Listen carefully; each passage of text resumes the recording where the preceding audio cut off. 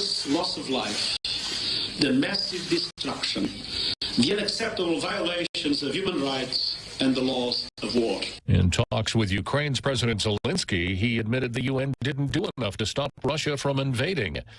Despite Guterres' visit, Russia launched airstrikes in Kiev on Thursday, striking a residential apartment building. The House taking a page out of the history books to help Ukraine, passing a Lend-Lease Act to let Ukraine take delivery of weapons now and pay for them later. Tennessee Democrat Congressman Steve Cohen. America does not have to give up its blood from our soldiers in this war. We only have to give our treasure.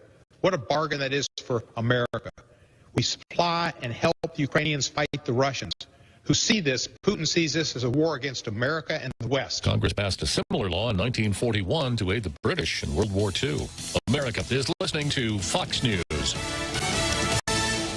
Come try Guam's original Chamorro restaurant with Pica's best 5 years running. Mezcla Chamorro Fusion Bistro. Experience Chef Peter's candied salmon over scallion coconut rice, octopus to nectar, Chamorro platter, and their award-winning gourmet hamburgers. Or if you're looking for something healthy, try their keto-friendly menu. Come and enjoy Mezcla's half-a-day service at their Hagåtña and Grand Plaza Tumon location. Call their Hagåtña location at 479-2652 for reservations. The Federal Reserve is starting to increase interest rates to fight inflation, but they're still so low, making it the perfect time to refinance your home, to lower your rate, and perhaps take advantage of its increased value to put some cash in your pocket during these uncertain times. Cash that you can have the freedom to access when you want, where you want, with your Bank Pacific Visa debit card. Lower your rate, put cash in your pocket. Access your cash when you want, where you want, with your Visa debit card. Brothers but branches, we place roots, and we're rooting for you. Equal housing lender, credit conditions apply.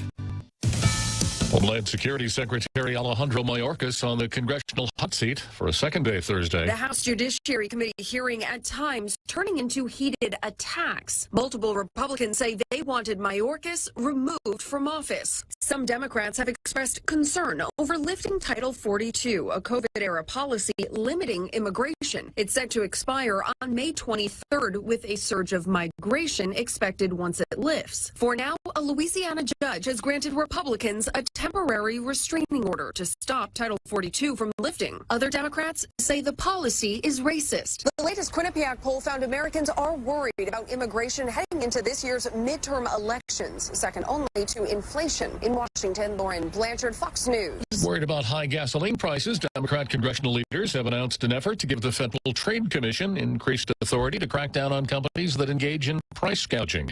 The Food and Drug Administration has released its plan to ban menthol cigarettes, saying it'll save hundreds of thousands of lives by helping adult smokers quit. Menthol is the only flavor that was not banned under the 2009 law that gave the FDA authority over tobacco products. Lawmakers in Kansas moving to end the state sales tax on groceries, which at 6.5% is the second highest in the country. The first round of the NFL draft is done. A Georgia Bulldog goes first overall. The Jacksonville Jaguars select Trayvon Walker, linebacker, Georgia. NFL Commissioner Roger Goodell delivering the announcement on ABC. The first Bulldog to go #1 since Matthew Stafford in 2009. The Detroit Lions would take Michigan defensive end Aiden Hutchinson with the second overall. Other notables from Thursday's first round, the Philadelphia Eagles trading the 18th pick to the Tennessee Titans for wideout A.J. Brown, and the Pittsburgh Steelers taking Pitt QB Kenny Pickett with the 20th overall. Matt Napolitano, Fox News. And I'm Jack Callahan. This is Fox News. Half a day. Patsy Gogri from Security Title here with information about what a title company does. The title side of our business determines who owns the property and guarantees your ownership with a title insurance policy. The escrow side acts as an independent third party, managing the transfer of money and documents between the buyer, seller, lenders, and others. Security Title has a management of real estate closings down to a science. Give us a call. We are here to help. Half a day. This is Governor Lou Leon Guerrero. Gas prices continue to rise and we are here to help. We have revised Program and Salapi to provide a $300 direct cash assistance payment to most households. We heard your struggle and we hope this relief will help during these difficult times. Applications will be accepted starting Tuesday, March 15, 2022. For more information, visit doa.guam.gov. This ad is paid for by the Office of the Governor using government funds. Subway's Eat Fresh Refresh does it again, bringing back a classic fan favorite on the menu. The roast beef returns. And not just any roast beef. It's choice Angus roast beef, flavorful and satisfying on its own, or layered with oven-roasted turkey and Black Forest ham in the Subway Club. Whether you're a choice Angus roast beef purist or like the variety of the Subway Club, both come piled high on hearty multi-grain bread with fresh hand-sliced veggies. Get your fill of the new roast beef at Subway. Eat fresh.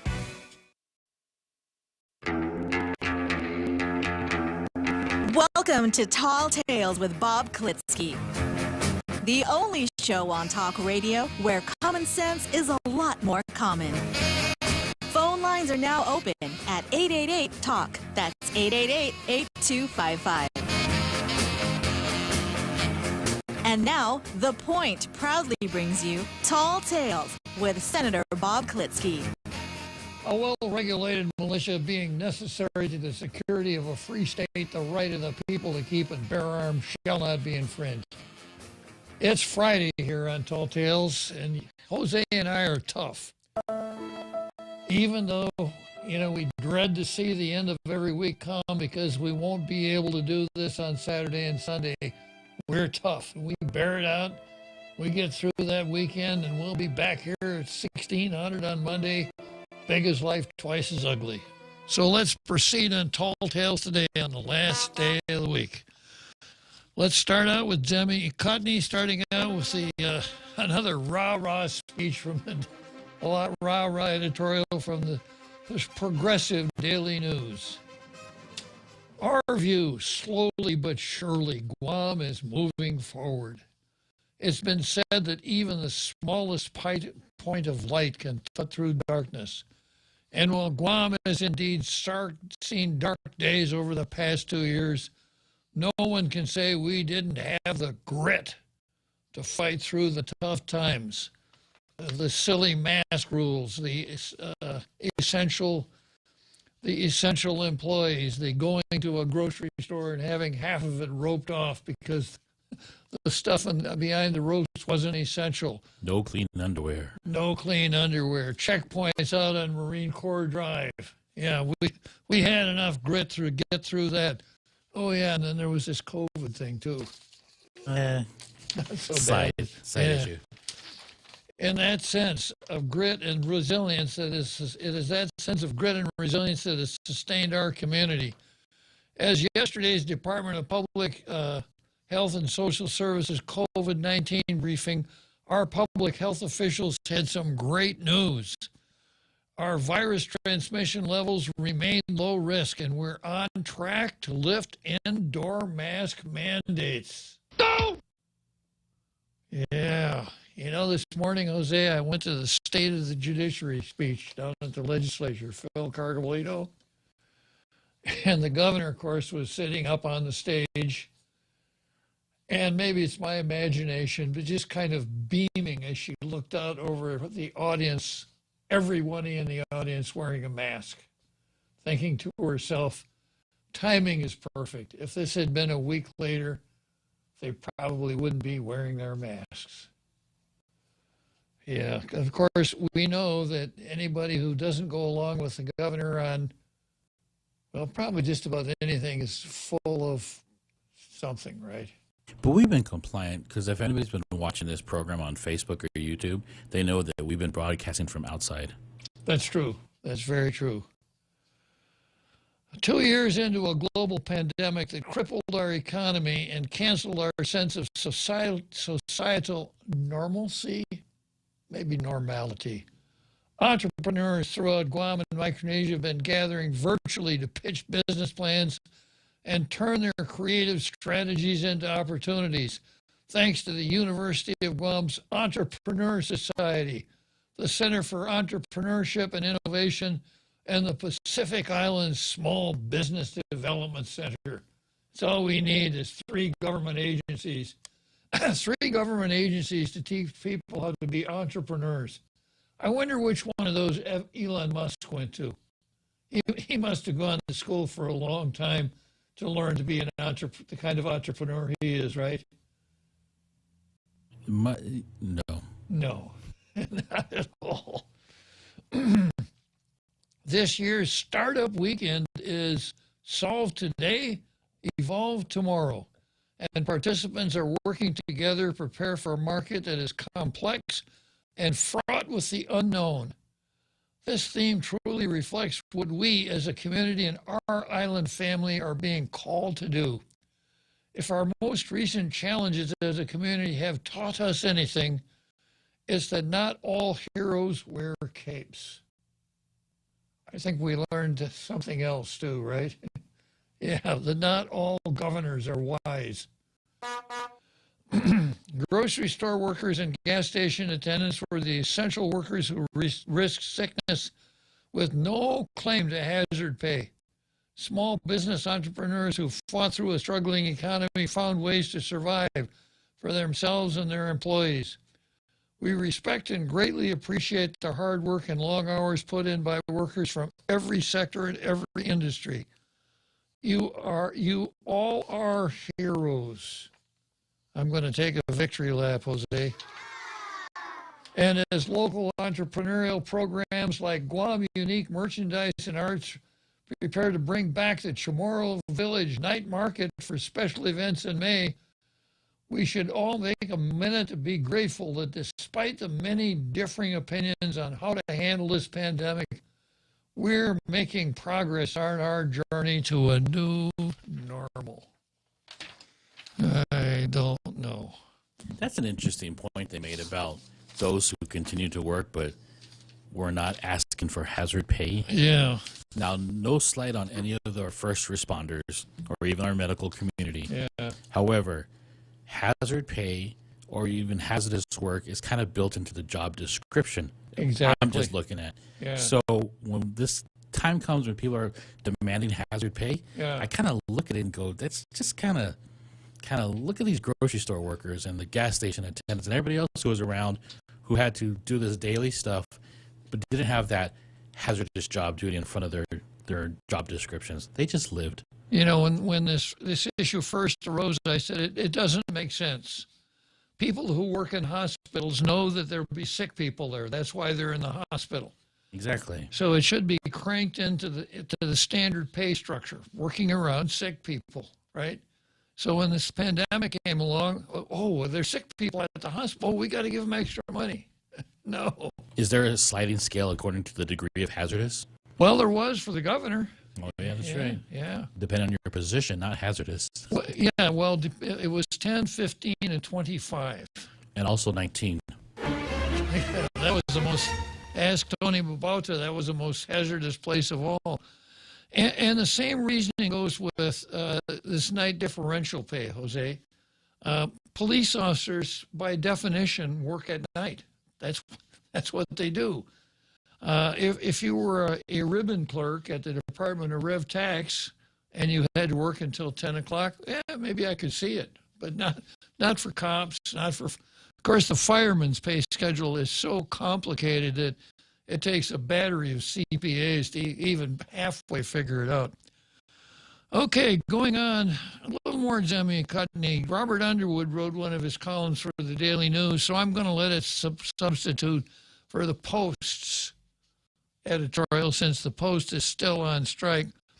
And the title of Robert's column is Underwood, Sacrificing the Truth, Montanani and San Nicolas, or How I Learned to Enjoy Eating Sour Grapes at Every Meal. Yeah. Since I was in eighth grade, I wanted to be a reporter. I even majored in journalism until I changed to history. I wrote stories for the college paper, and the idea of looking for facts was drilled into me. As a history major, I was similarly required to provide evidence, references, and understand the need to accept objective fact. In Washington, I heard that one is entitled to your own opinion, but not your own set of facts.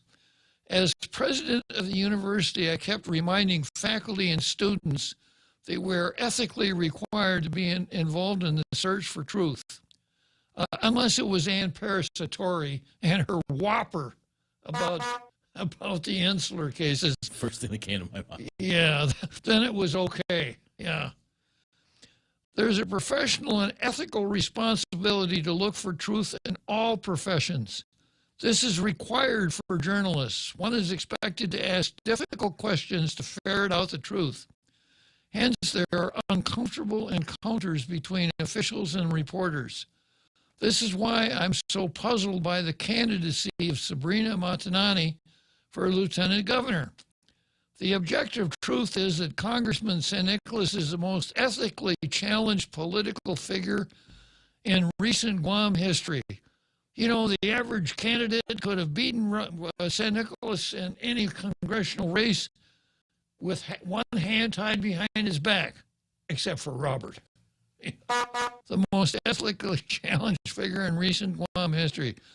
From this service in the legislature to his time in Congress, he has had to explain one misstep after another. Many of these missteps have resulted in specific charges of violations of rules, regulations, and potentially federal law. The vast majority of national accounts about him are about ethics charges which he refuses to comment on. He knows the truth. It's understandable that he would avoid comment. It's instructive to note that he does not directly deny them. He just hints that there is some kind of a conspiracy and that he is a victim. To directly deny them is to risk another ethical violation by lying. This is different than just your ordinary political embellishments like, I have done more in 2 years than anyone else has ever done in D.C. His service as vice chair of the Financial Services Committee was never explained for what it was. It's a designation given by the House leadership to help freshmen. It wasn't really a vice chair as we understand it. Actually, oh, boy. Yeah, it was just a stool. It wasn't a chair. Yeah. Speaking of stools. Yeah. And of course, if you read between every one of these lines, this is not really about Michael San Nicolas. It's about us. How could we have been so stupid to re-elect Michael San Nicolas when Robert Underwood was a candidate? Were we all asleep? Don't any of us know how to read? Are you as ethically challenged as he is? Yeah, Robert, I don't know how this ever, it just, something was wrong somewhere. But that is just political noise to most people. Sabrina Salas Montanani has now joined San Nicolas chorus about the charges. We will let the process work its will. She has reported the stories about San Nicolas in the past, and she is supposed to verify their accuracy as part of a news team. Unless you work at PNC, then you just run the press releases. They don't have to say that the charges are true, but they have to report that the charges exist. It's hard to believe she did not form an opinion. Parenthesis, is she another one of these dummies that voted for him instead of me? Her acceptance to being his running mate is essentially a statement that she believes him to be innocent of these charges. If she believed only 25% of these charges, she should not run. If she believes these are orchestrated attempts to besmirch a public servant, she has to explain who is behind this.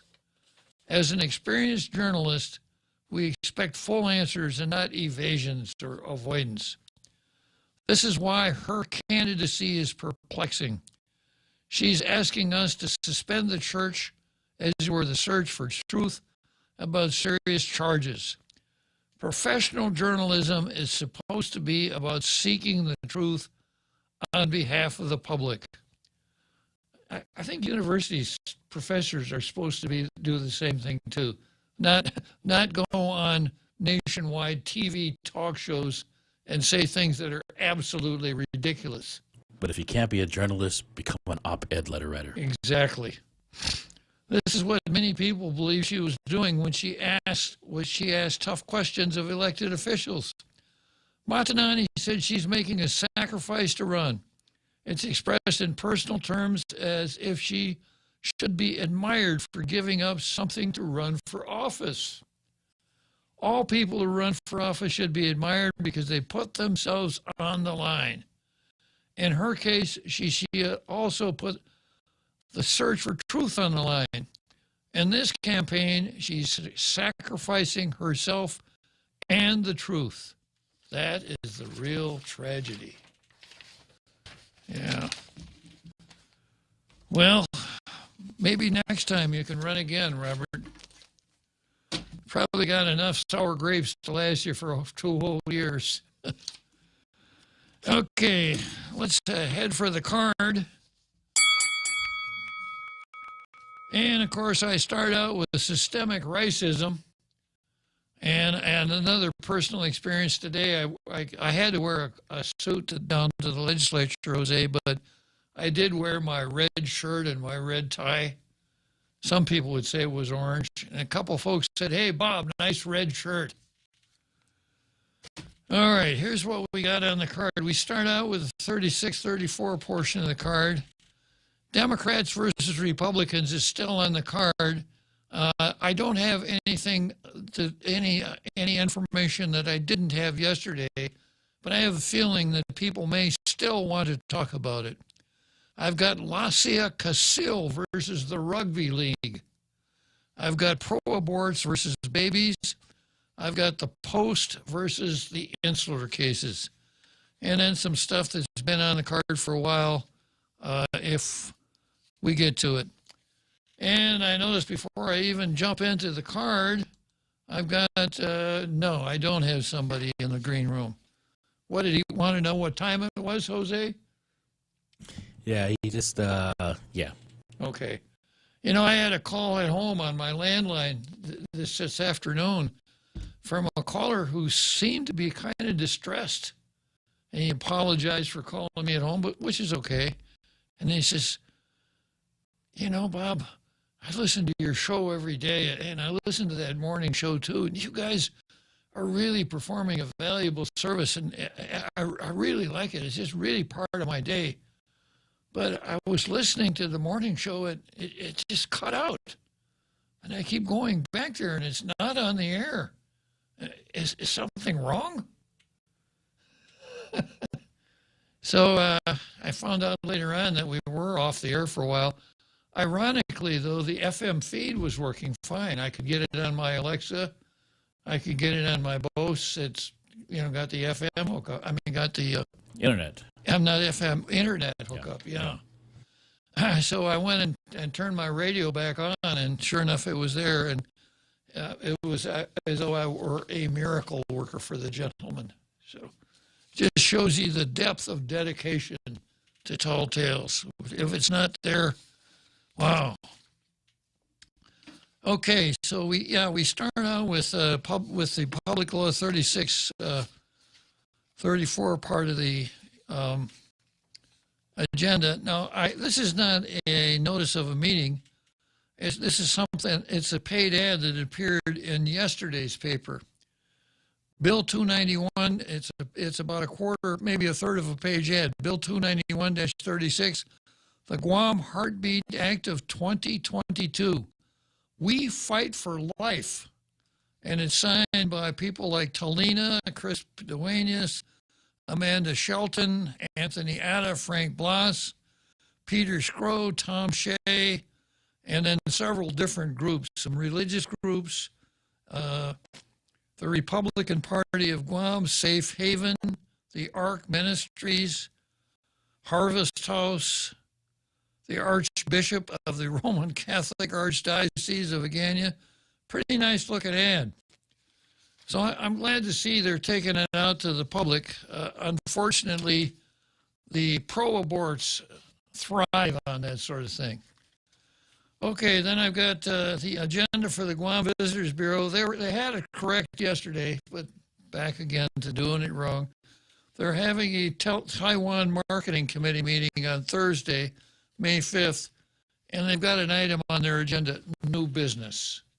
Not telling us what the new business is. Can't do that, folks. And then I've got the Election Commission meeting agenda for Thursday, May 5. And, of course, it's got a lot of stuff on it, but nothing to do with open primaries. Ooh. And Maria has told us that although we have a meeting coming up on May 5, it's not on the agenda. So it's going to have to be in the next meeting or a properly noticed special meeting.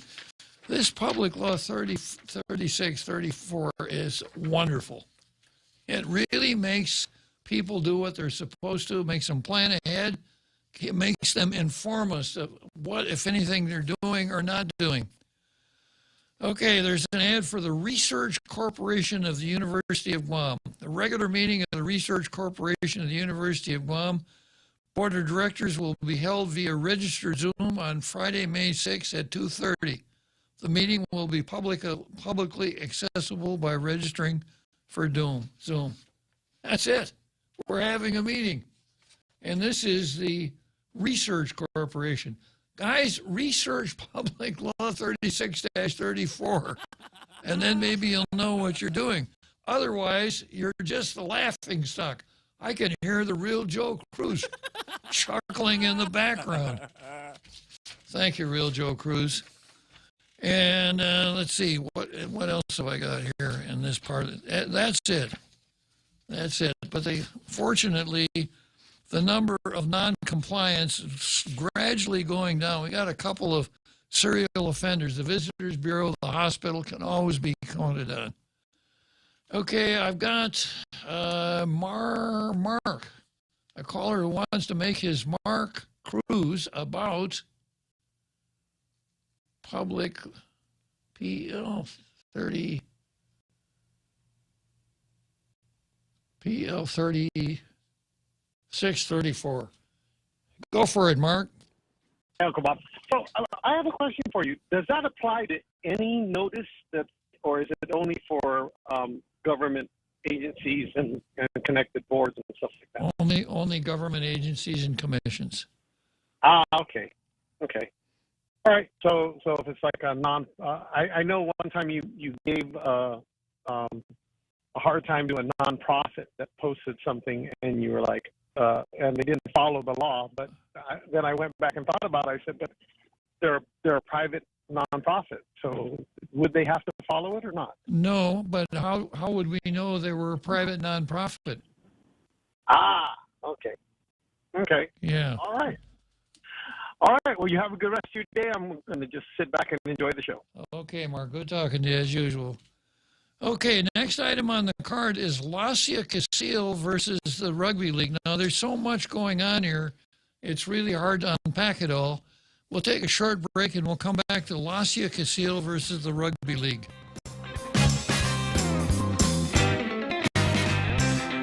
We're already Pika's best radio station, but we're always looking for ways to be even better. Announcing the point on Alexa. In addition to our FM and HD radio feeds, our incredible app, informative website, Facebook Live, and YouTube Live, you can now tell Alexa to stream The Point. And your smart speaker will start playing whatever we're saying. News and views 24/7 with your 4-word command.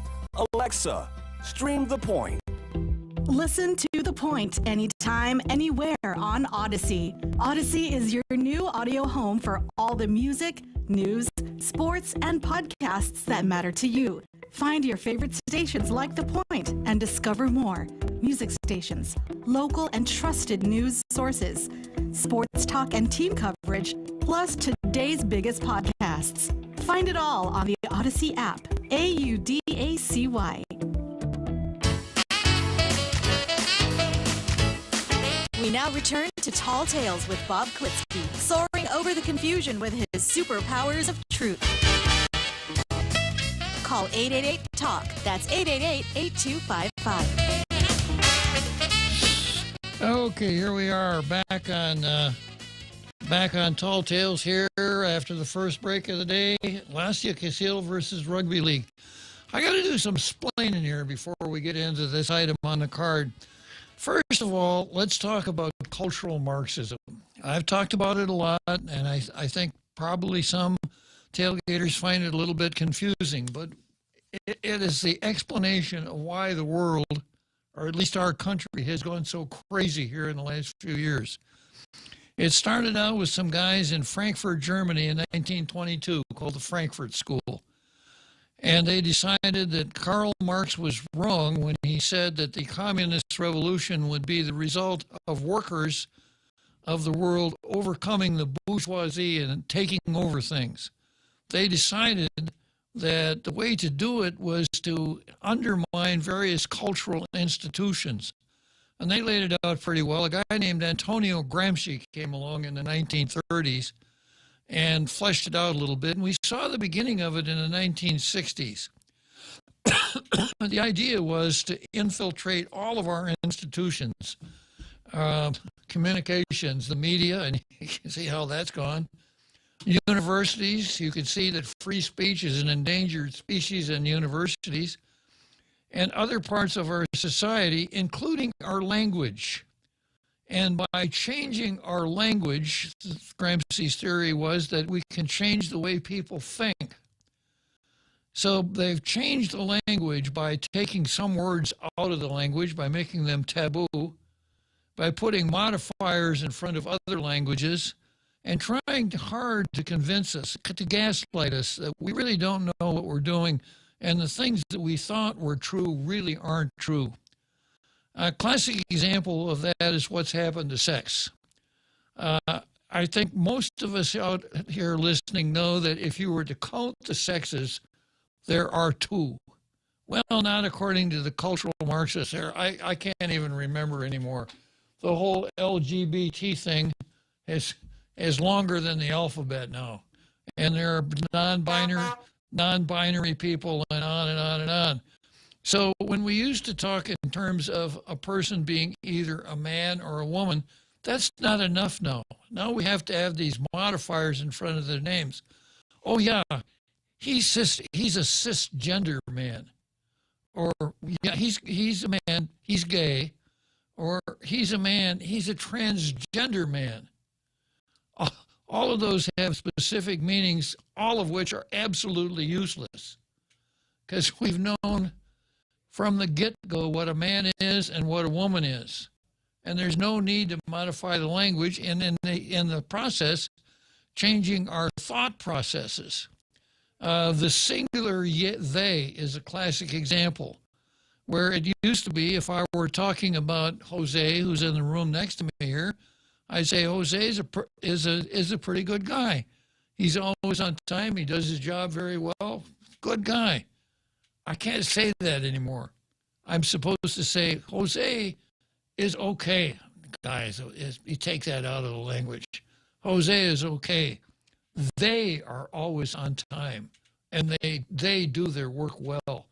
Because by using they, then you've got the gender fluidity that's necessary to deal with people who don't fit into the old-fashioned, now debunked stereotypes of what a man is and what a woman is. That's because I identify as a non-binary. Non-binary. All right, Jose. I got this for you. Yeah. Let's go. Yeah. Okay. So nowadays you can't say just woman. You have to say cis woman or transgender woman, or as appropriate. The same thing with girls, right? Oh yeah, she's a nice girl. That's incomplete. She's a nice transgender girl, or she's a nice cisgender girl, or something like that, right? Now, transgender, of course, means it's someone with male plumbing, at least started out with male plumbing, but now would rather be a female. So they present themselves as females, and that's where this whole idea, the whole idea of rugby boy came up. Because at the beginning of the month, there was a rugby game between Tiza High and Guam Woke High School, also known as Dodea High School, right?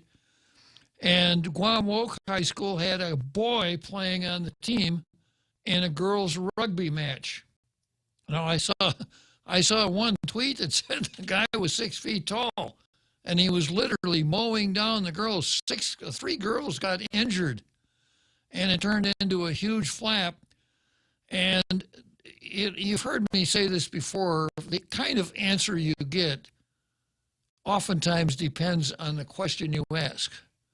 So if the question that is asked is this, should boys be allowed to play in girls' rugby games? I got a pretty good idea what the answer is going to be. No. Should transgender girls be allowed to play in girls' rugby games? Well, I don't know. And I was pretty hard on the coach of Tejan High because he came back with an answer. The first sentence of his answer was all of the politically correct stuff. And then he said, but I got to be a little harder when it comes to the safety of the girls. Kind of saying, it's okay with me, except I don't want anybody to get hurt. When he could have just said no. And what I suggested, what he should have done, when he saw the guy out on the field, he should have said, hey, ref, time out. There's a boy out there in the field. Get him the hell out of there so the girls can play. And if the ref didn't, the ref should have done that anyhow. And if the ref didn't do it, he should have said, come on, girls, we're going home. We're not playing against the boys. Not even 3 injuries stopped him. Not even 3. Yeah, he let the game go all the way to the end, even though 3 of his girls got hurt. And then I'll get to this later on. The Department of Education, of course, would rather be politically correct and look out for the students. And then, of course, there's the matter of Jane Flores in this. Jane Flores runs the Bureau of Women's Affairs, a cabinet position. One would think she has the ear of the governor. And so far, she hasn't done anything for women. In fact, she has been the champion of killing half of them before they even get born. Her major accomplishment was setting things up so the 2 abortionists from Hawaii can now do chemical abortions here on the island. And she succeeded. And she did succeed in that. But when it comes to actually looking out for girls like the 3 that got hurt or the 3 that want to play competitive rugby, what has she done? Absolutely nothing. So, Jose, the rule is this. If you want to start talking about abortion, first of all, you got to take care of girls that are outside the womb, right? Okay, so first column I got here is it ran. Let's see, in the Daily. No, it's ran in the Post. Or maybe it was the Daily News. Thomas Manglotnia. KOAM. It's ran on KOAM. Who determines, quote, even playing field, close quote, when it comes to gender identity in sports? Oh, now there's a perplexity. Let me think. Depends on who you ask. I think if you asked Michael Bavacqua, he'd say the United Nations. If you ask the governor, she'd say, I do. Right? Anyhow, here's how the story goes. Let them play? KOAM sat down with one transgender community advocate weighing in on the issue. It's become a polarizing issue after a local high school rugby match. Quote, to discriminate based on fear and bigotry. It hurts.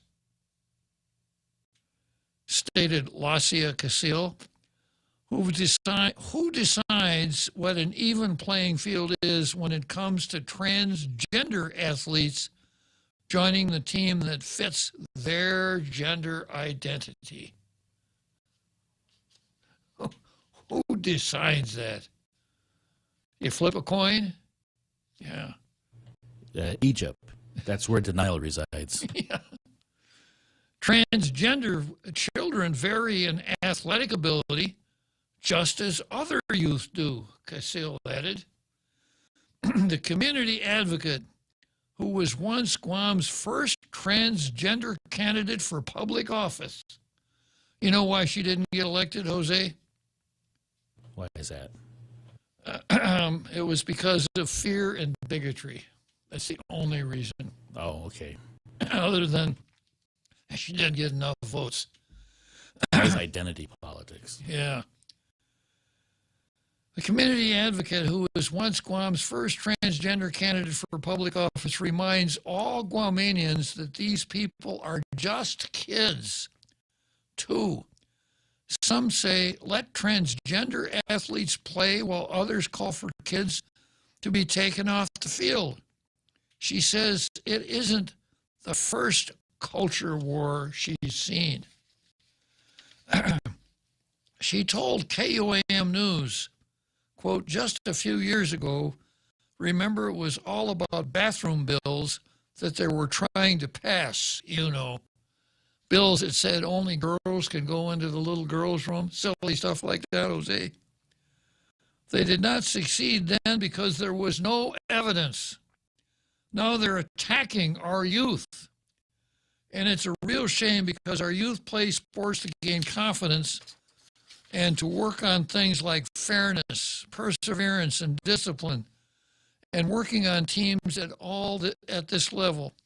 This is not professional sports. She's blowing the whistle when it comes to those saying it's a game. It's game over for some youth on the field. It's a feeling she's familiar with. I've been taking this kind of crap for a long time, and the average lifespan of a trans person is 35. Most of us do not make it past 35 because of suicide, because of drugs, because of discrimination like this, Casil explained. According to the Trevor Project, an LGBTQ+ youth suicide prevention intervention organization, LGBTQ youth are more than 4 times as likely to attempt suicide as their peers. And 42% of LGBTQ youth seriously consider attempting suicide in the past year, including more than half of transgender and non-binary youth. Can you imagine me with this tough skin, having taken all this? What are 15, 12, 10, or 9-year-old kids going through right now? She said.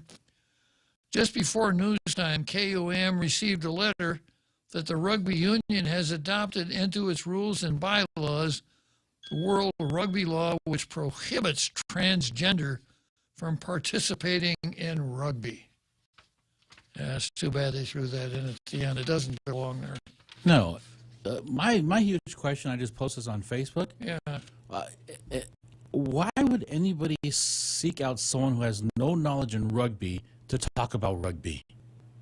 Because this is the crux of the issue. Mm-hmm. This isn't about a transgender's opinion, because she doesn't play rugby. And it's like saying, if I get offended that if I jump off the roof and I don't fly because I feel like I can fly, that somebody else who can't fly can talk about it. Talk to somebody who knows about flight. Exactly. Yeah, well, not somebody who has the same name as me. It kind of tells you, how agendas are made up, doesn't it? Yeah. Now, I would pose a hard question. I'm going to pose it in the hypothetical. I wouldn't have to, but I will. Let's say that you find someone who is born with male plumbing, and that person wants to be regarded as a female. So that person does whatever is necessary. Perhaps that person, was not the typical lumberjack type male in the first place, right? But that person goes to certain pains to make himself look like a woman. Now, if you've ever been to San Francisco, there's a bar in North Beach called Finocchio's that used to be very popular because they had female impersonator and entertainers. I don't think there's much demand for female entertainers anymore. You don't have to pay anybody to do that nowadays. But, the female impersonators can come across as, a female impersonator could probably fool a lot of people. So let's say that this person who was born as a male is able to perfect that female identity to the point that that person would fool 100% of the people. Isn't that what it's all about? Isn't that supposed to be the desire? I'm a female inside. I've let my inner female out. Now everyone should regard me as a female, and if you don't, you're a bad, bad person. Okay? Then if that's the situation, what would you think of someone who was able to pull that off and then carried a sign around that said, "I'm transgender"? What would you think of that? That's a little disturbing. Yeah, what's the point? I mean, on a personal level, why do we have to be included in that person's trauma, I guess? There has to be something like that. Well, if there isn't some kind of a con going on, okay, you want to be a woman, you went through this whole rigmarole. Now everybody thinks you're a woman, except you go out of your way to say, hey, time out, guys.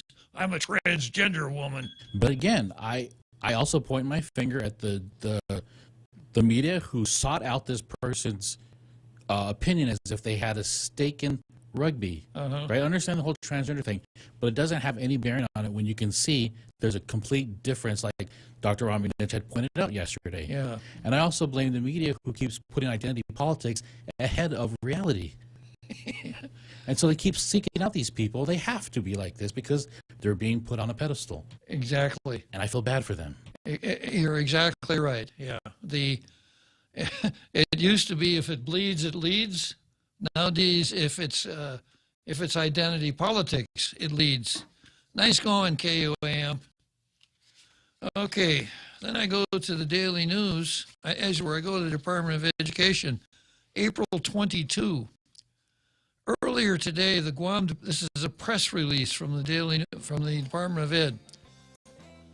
All right, let's take a short break and we'll come back and we'll see if we can get educated here at the Department of Ed.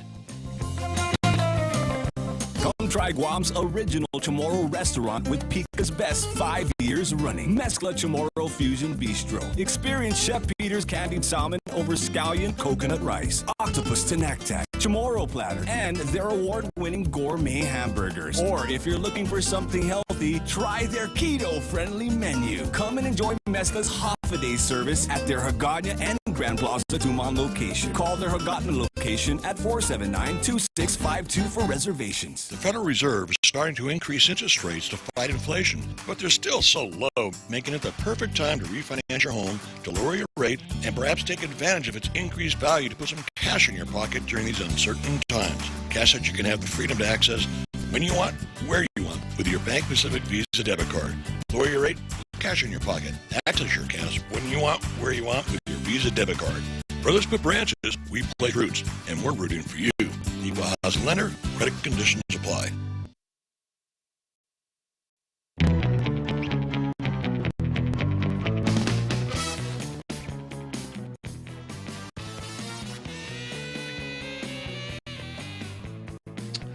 Okay, so here we are, edging up towards the big halftime show here.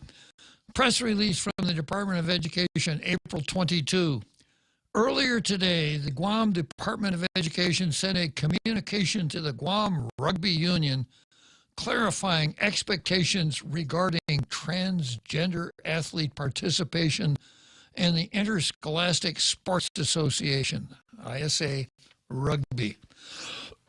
In the letter, GDOE clarified that neither the ISA bylaws nor the GRU rules directly address the participation of transgender athletes. It keeps coming back to that same thing. Then I guess transgender athletes can't play if they're boys. Are rugby athletes allowed to ride horses on the pitch? Well, depends on the sex of the horse and what the horse really wants to be. I read the rules. I didn't say anything against it. I guess it's okay then, yeah. Well, GRU subsequently sent information on world rugby laws, which set parameters for transgender rugby players. GDOE expressed concerns that the introduction of new conditions and restrictions after the season started would raise the risk of violating Title IX protections that prohibit discrimination in interscholastic sports.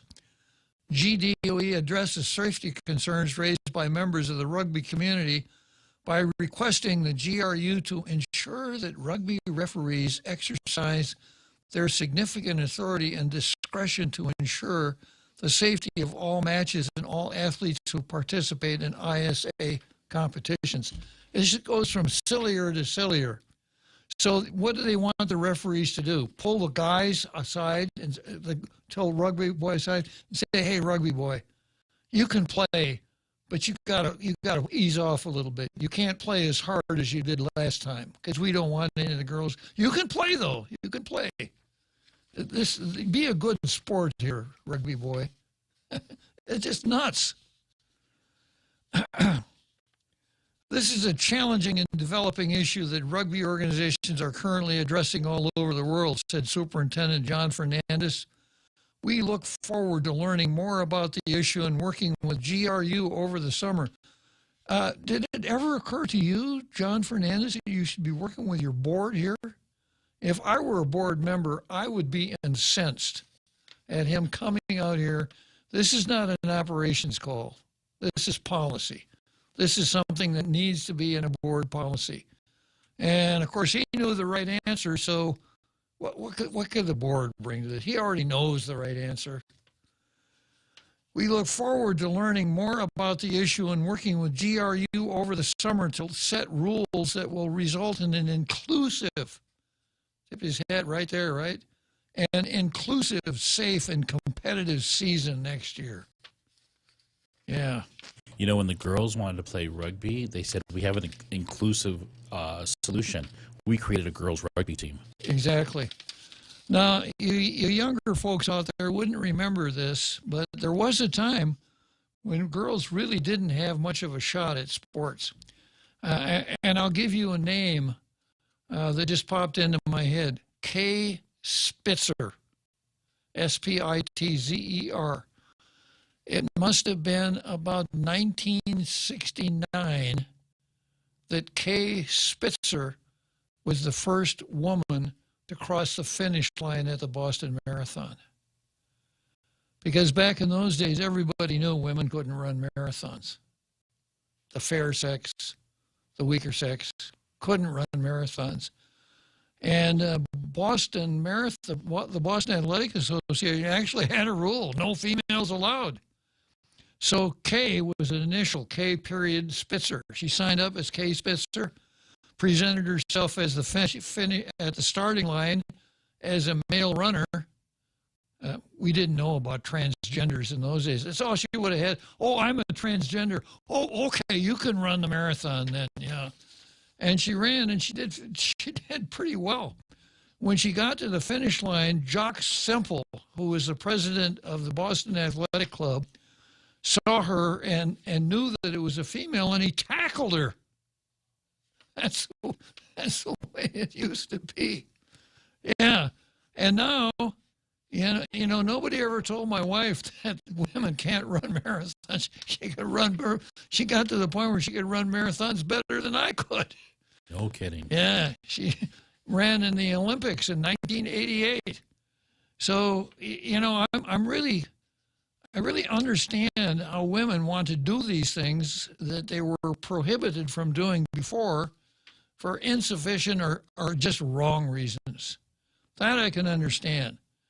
But you can't change, even if you're a Supreme Court justice, you can't change biology. A man's a man, a woman's a woman, and that's pretty much it. But, of course, that doesn't take into consideration political correctness. And, of course, it's very clear where John Fernandez wants to be seen on this. Next year, he's looking forward to an inclusive, safe, and competitive season.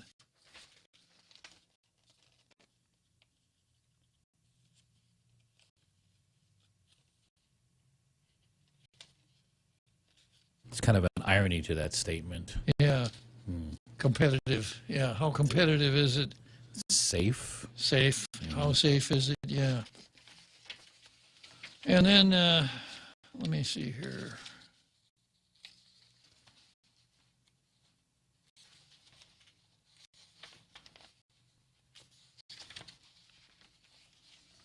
And I've got an article from Patrick Lujan, also known as the Shippo, who writes for an outfit called Guam Rugby, as you were, GSPN, Guam Sports something other network. After weeks of indecisiveness of whether a transgender can compete in the ISA Girls Rugby League, the Guam Rugby Union has taken the stance and will not allow any transgender athlete to compete for the remainder of the season.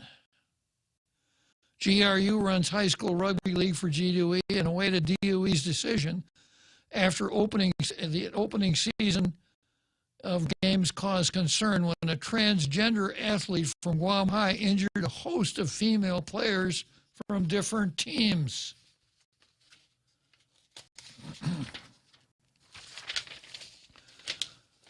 Guam GDOE, meaning John Fernandez, he shouldn't hang this on GDOE because they froze the board out of it. This is just John Fernandez. Punted the decision back to GRU the day before the matches resumed after Easter break. GRU had no formal decision in place since the GDOE letter had come just the day before. This forced GRU to postpone all Guam High girls games until today. Nice going, rugby boy, right? Because of you, there were no boys playing in any rugby games because there weren't any rugby games. Guam High, in the meantime, has kept quiet with no public comment from their administration nor their coach. In fact, the athlete in question was seen in uniform ready to play last Saturday before the forced postponements. And then there's an official letter from Guam Rugby Union Secretary Josh Waltz to ISA Director Marvin Lander. I've got that here somewhere, too. Got that letter.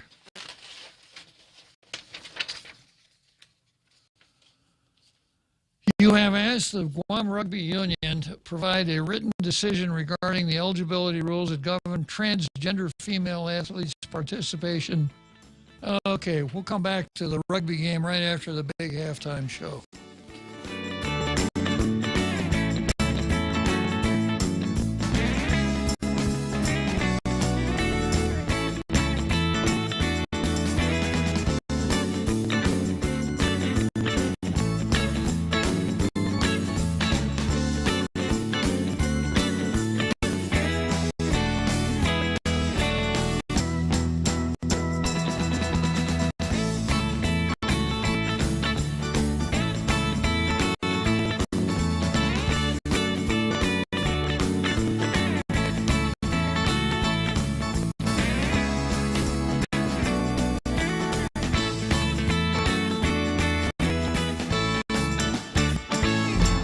The Point is KUSG, Hagåtña, Guam, 93.3 FM and 104.3 HD3. The government's disinformation efforts. I'm Jack Callahan, Fox News. The Biden administration tapping Nina Jankowicz, a fellow at a Washington think tank, to lead the new Homeland Security Disinformation Governance Board, ostensibly to counter Russian disinformation. But Republican Ohio Congressman Jim Jordan asking DHS Secretary Mayorkas on Thursday whether Jankowicz isn't guilty of disinformation herself. Is this the same individual who said the dossier was real and the Hunter Biden laptop story was false? Is that the individual who's now running the Disinformation Governance Board? I'm not familiar with those statements. Been reported widely. I'm not familiar with those. Jankowicz, in a tweet, had in fact called the Hunter Biden laptop story a fairy tale. Missouri GOP Senator Josh Hawley telling Secretary Mayorkas in a letter, rather than protecting our border or the American homeland, you've chosen to make policing American speech your priority. The country's gross domestic product, its overall output of goods and services, fell by about 1.4% in the first quarter. That's its first drop in 2 years. President Biden says he is not worried about a recession, saying the drop, which was unexpected, can be blamed on technical factors, supply issues, and Russia's invasion of Ukraine. UN Secretary General Antonio Guterres critical of the body he heads, saying in Kiev yesterday the UN should have done more to stop Russia from invading Ukraine. Ukraine is an epicenter of unbearable heartache and pain. I witnessed that very vividly today around Kyiv. Barely an hour later, the Russians launched a series of air assaults, including on a residential apartment building in Kiev. The House has passed a modification to the World War II-era Lend-Lease Act to get Ukraine more weapons with a promise to pay for them later. The original law was passed in 1941 to lend Great Britain fighter planes to help the British fight Nazi Germany prior to the U.S. entry into World War II. America is listening to Fox News. Hafa Day. I'm the owner of Guam's largest tourist attraction group. The pandemic's been very tough for all of us, and particularly for my team members. So I'm really appreciative and grateful for the PUA assistance to our team members, and more recently, the SVOG federal grant that allowed us to reopen these facilities and re-employ everyone at a critical time when PUA ended. From myself and my team, on behalf of all of us, thank you for the federal funds that allowed us to reopen. The federal fund you provide saved many jobs. Thank you. Thank you so much. We employ about 35 technicians for our shows. Thank you for the federal funds that kept us going. Thank you for helping with the federal funds. Thank you for the federal funds. Thank you for helping to save our jobs. Thank you for the federal funds. This ad was paid for with official funds from the office of Congressman Michael F.Q. San Nicolas. The Biden administration moving ahead with plans to ban menthol cigarettes. President Biden had previously pledged to make the sale of menthol cigarettes illegal. Now the Food and Drug Administration is moving forward with the plan, suggesting menthols and flavored cigars are disproportionately used by black smokers, and a ban will improve racial health disparities. Menthol accounts for more than a third of cigarettes sold in the U.S. Critics of the ban suggest it will just create an underground market for menthols and criminalize behavior that had previously been legal. Tom Graham, Fox News. A suspected serial killer has been found guilty of murder in Texas. Billy Shamirmir was accused of killing 18 older women in the Dallas area. He was convicted Thursday of smothering 81-year-old Lou T. Harris to death. He's been sentenced to life in prison. A public defender is calling for an investigation of Tennessee's execution protocol over Governor Bill Lee's decision to halt last week's scheduled execution of a death row inmate with just an hour to spare, blaming an oversight in preparations. 5 inmates since 2018 have chosen to die in Tennessee's electric chair, fearing the state's lethal injection procedure would cause them to suffer. A new study projects climate change could lead to future pandemics. The study, published in the scientific journal Nature, found that a changing climate may force species to move to more habitable climates, including higher elevations, and that this will produce, quote, novel opportunities for viral sharing among species that were previously geographically isolated. The study examined more than 3,000 mammal species, estimating that their movement into new areas of high human population densities, especially in parts of Asia and Africa, could result in cross-species transmission of viruses 4,000 times. The researchers, including a biologist at Georgetown, concluded that holding a rise in warming below 2 degrees Celsius will not reduce what they called future viral sharing. Fox's Jessica Rosenthal. And I'm Jack Callahan. This is Fox News. Hafa Day. My name is Joan Kinata from the village of Umata. I've applied for the program in Salapi to help me in my daily commute from Umata to Manila. Thank you to this administration for the program in Salapi. The application deadline for program in Salapi has been extended to May 22nd, 2022. For more information, please visit doa.guam.gov. This ad was paid for by the Office of the Governor using government funds. The Federal Reserve is starting to increase interest rates to fight inflation, but they're still so low, making it the perfect time to refinance your home, to lower your rate, and perhaps take advantage of its increased value to put some cash in your pocket during these uncertain times. Cash that you can have the freedom to access when you want, where where you want with your Bank Pacific Visa debit card. Lower your rate with cash in your pocket. Access your cash when you want, where you want with your Visa debit card. Where there's good branches, we place roots, and we're rooting for you. Equal housing lender, credit conditions apply. Are you looking for a new place to hang out with your friends? Let's go along the sidelines at Sidelines Bar and Grill.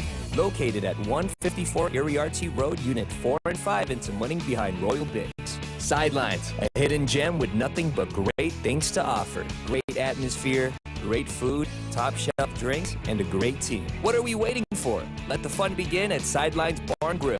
Open daily from 3 p.m. to 2 a.m. See you there.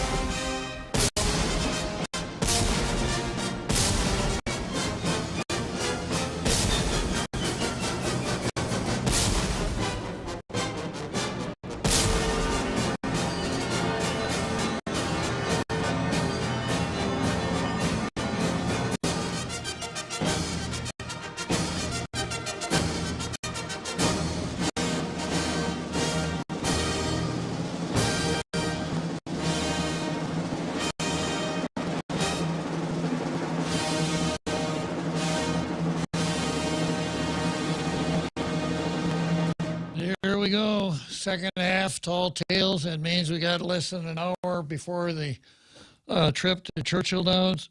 In the end of another week, a Tall Tale, sad but true. But we'll be back Monday.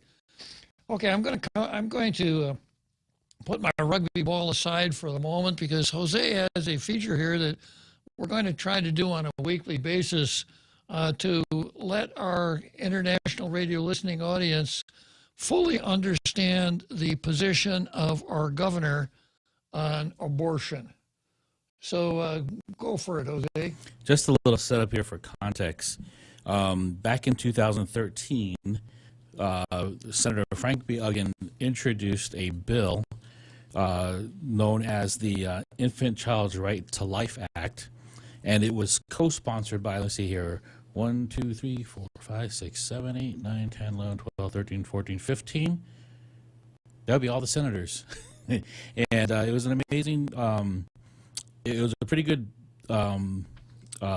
bill. I believe it was also, and I think they should own this, a copycat bill from federal law that protects an newborn infant's right to life, which is kind of weird that it has to be done or made into law. In 2013, there was public hearings, and one of the person that we know very well, our governor, Lilian Guerrero, as a private citizen, actually testified against this bill. And her reasons, you'll see in the video, have to do with we can't tell doctors what to do. And the second one is a baby born outside would cost too much money for the parent and for the government as well. And just put this into further context, yesterday's op-ed in the PDN had stated this little sentence here, which I thought was interesting. As the pro-life and pro-choice debate waged on, we were clear in our message that lawmakers should focus their time and resources on doing more to protect and support lives outside of the womb. Now, this was a testimony against a bill to protect infants born and who are outside of the womb. Mr. Chair and members of the committee, good afternoon. My name is Lilian Guerrero, and thank you so much for the opportunity to share with you some of my thoughts and comments regarding Bill 195-32. I am aware that there is already federal legislation that addresses the issue at hand, thus making this legislation unnecessary. As I read the bill, what was glaring to me is that you are now walking into the realm of medical practice that is not your area of expertise.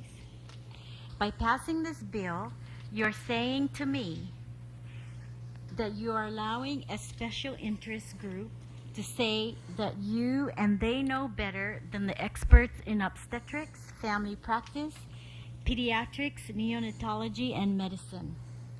By way of this bill, you have taken away the discretion, the responsibility, the acumen, and the judgment of that medical professional who is on the ground experiencing the circumstances and is more equipped to make the decisions. There are medical standards vetted through scientific research and medical knowledge that govern the practice of doctors and guide them in making their decisions. By way of this bill, you have said to our doctors, who are well respected and highly regarded in our community, we have no confidence in your ability. This bill not only diminishes the medical profession, but it further carries them to jail by criminalizing them if they refuse to abide by the mandate. By way of this bill, you have affirmed that doctor to have committed aggravated murder, and for that crime, we will put that doctor in jail for life. And by the way, they will rot in jail because you are not eligible for parole, work release, or educational programs outside the confines of prison.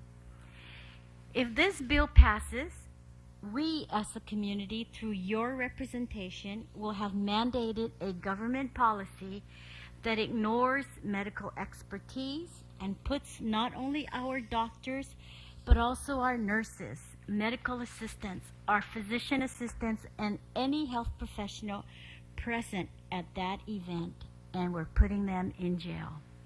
These health professionals are treasures.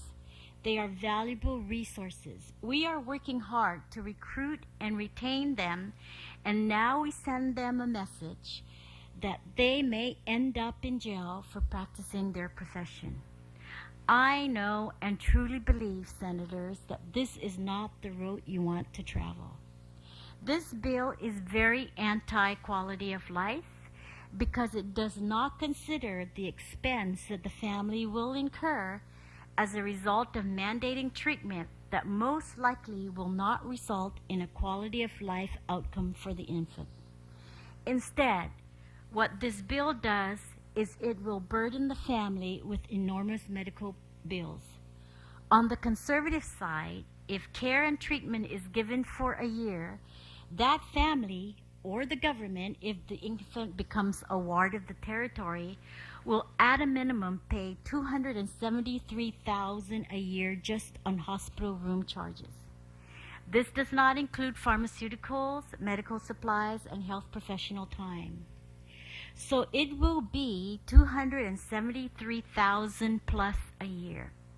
This means taking away limited resources that could be used by others that may have a better chance of a quality of life. I know that some will say you cannot put a price tag on life and money should not be a factor. But the reality of the situation is the family, the government, does not have the human and economic resource to provide the care that is required to sustain a life that medical science will tell you is not living a quality of life. You struggle daily to meet the challenges of healthcare costs. We saw that with the hospital and health insurance debates that you guys made. And now this bill will further add on to the challenges when it does not have to. Lastly, I would like to make this comment.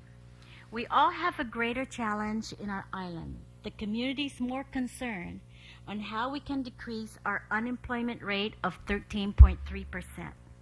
We are very concerned on how we can work together to provide more jobs because our job growth has been stagnant over the last 5 years. We are very concerned about access to health care. We are very concerned that we are not screaming to the federal government to include us in the health insurance exchange so that we can have affordable health care to everyone. We are very concerned about how we can provide affordable housing to many first-time home owners. We are extremely concerned about the rising crimes we see today. People do not feel safe in their homes. Women are scared to go to the grocery stores alone because they fear that they could be robbed in the middle of the day. Employees do not feel safe in their work environment. Domestic violence is on the rise. Sexual assault of minors and rape cases are on the rise. You have in your campaigns pledged to work on these issues. You were all voted to help address these concerns. The issues you ran on were why you are my senators. Most of the voters did not vote for you based on whether you are pro-choice or pro-life. Please, let's get back on track to the more compelling issues at hand that have a greater impact to the quality of life of our people. I ask that when you are considering this bill to seriously consider the negative consequences of this piece of legislation that I have just enumerated. Please talk to as many people as you feel is necessary. Talk to the experts that can give you factual and objective information. I trust that you will do your due diligence, and I know that you will act in favor of the greater good of our community. And in so doing, you will arrive to the conclusion that this bill should not pass. Thank you, Mr. Chair. Thank you very much, Senator. Very interesting. Very Bob, interesting. if I could just read the bill itself. And Imagine this scenario. Sorry about that. From the very beginning, the introduction of the bill that she's testifying against. Yeah. The Guam legislature finds that a proposal was previously introduced in a prior legislature that would protect the life of a child who was brought into this world through the abortion process and who, upon extraction from the mother's womb, is found to still be alive. The Guam legislature recognizes that a child in this situation who is found to be alive must be preserved and every effort be made to protect the child's life. Therefore, it is the intent of the Guam legislature to enact legislation that would require that in such cases whereupon an infant that, through an abortion process, is found to still be alive, that life must be recognized as a human being and thus must be extended the right to life. And that's the testimony that she had proposed against this language here. Basically, what she was proposing is called infanticide, where you allow an infant to just die. It's almost like bringing the abortion to full fruition, despite what happens, despite the good that comes out of it, an alive baby. She wants to continue to make sure that the abortion was a success. Sort of like she's trying to avoid the doctor being sued for breach of warranty. Sort of, yeah. Right. Because you promised you'd abort the baby was born alive, now you got to kill it. And we know that even in the States, or even here in Guam, a partial birth abortion is illegal. This is a full birth abortion? Yeah. Is that what she was advocating for here? Exactly, yeah. Well, you know, it means that I'm going to have to change my, if I were to adopt her mindset, heaven forbid, I would really have to change my attitude by a lot of things, concerning a lot of things. There was a story in the paper or in the news here just yesterday, about somebody who was in an accident in Manilo, and an off-duty fireman came along and tried to do the artificial resuscitation and do what he could to save the motorcycle rider's life, right? He didn't know the guy. He wasn't on duty. Arguably, he didn't have a responsibility to do that, because the law is this. If you're walking beside a swimming pool and you see a toddler in that swimming pool that's drowning and you don't save the toddler, you are really a horrible person, but you haven't broken any laws. If you're the one that put the toddler in the pool, that's a little different. Don't try this at home, okay? But it's just a human tendency, like so many other things that govern us. We don't like to see people die. And if we see someone who's in a situation where he's in a dangerous situation, even if we don't have to, it's almost automatic that the average person would try to help. You see somebody who falls down and he falls in the road in traffic, you're going to go out and pick him up and get him off the road before he gets run over, even if you never saw him, even if you don't know anything about it before. Lou wants to change that rule.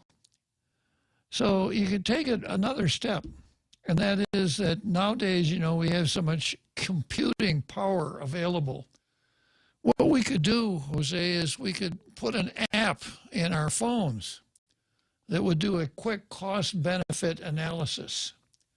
So if you find someone who's almost in extremis, you punch in, some information, how old, et cetera, the symptoms, et cetera, and you'll come up with a dollar figure. And then you set a threshold. Well, we could save this person, but if we did, the cost for the first year would be $57,000. Sorry, we've set the threshold at 56. You want to call the funeral parlor? It's kind of where we're going with this. Like a tip calculator. That would be useful. Yeah. Well, one of the things she mentioned, one of the phrases she mentioned, determining why you would not want to let this infant live, is because you want to reflect on your quality of life and how is that going to affect our quality of life. Exactly. You have to take care of that poor mangled child. So this app would have to calculate quality of life as well. Exactly. Yeah. And it would be subjective. So the I feel kind of gross being funny about it as well. It's not funny. Amazing. It is. It really is. And it's a classic example that the way logic works, you could have something that is extremely logical that starts off from a false premise and is logical all the way down the line. But if it's a false premise, you're not going to get the right result. And that's the false premise here, is that it's not only okay to take an innocent, helpless life in the womb, it's the preferred alternative compared to what that child's life would be. You almost have to be a fortune teller. If you can't predict a good life for the child after birth, well, then he'd be better off if he were aborted. And of course, I can never resist coming back to the immortal words of attorney Vanessa Williams.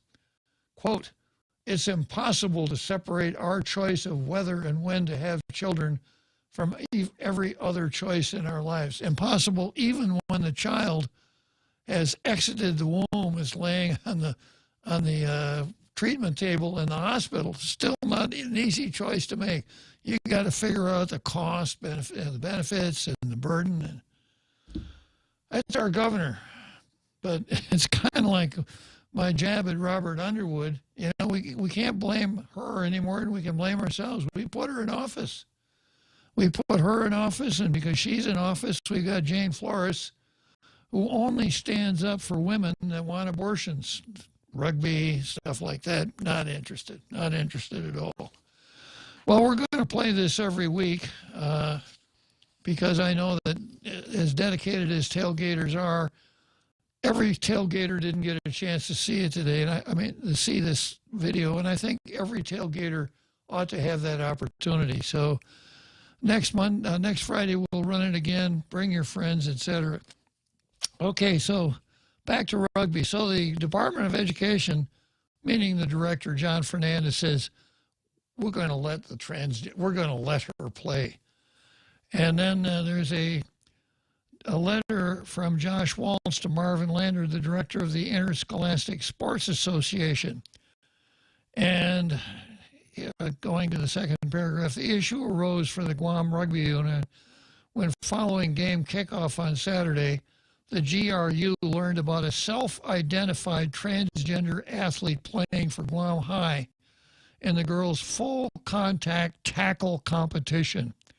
That competition is occurring under the governing structure of the Department of Ed's Interscholastic Association, ISA, which operates under its bylaws to provide governance and leadership for interscholastic athletic programs.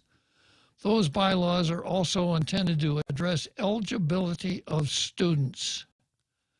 Though ISA has previously during this school year encountered transgender athletes in other sports seeking to compete for teams that match their individual gender identity. There's just no escaping it, right? Individual gender identity.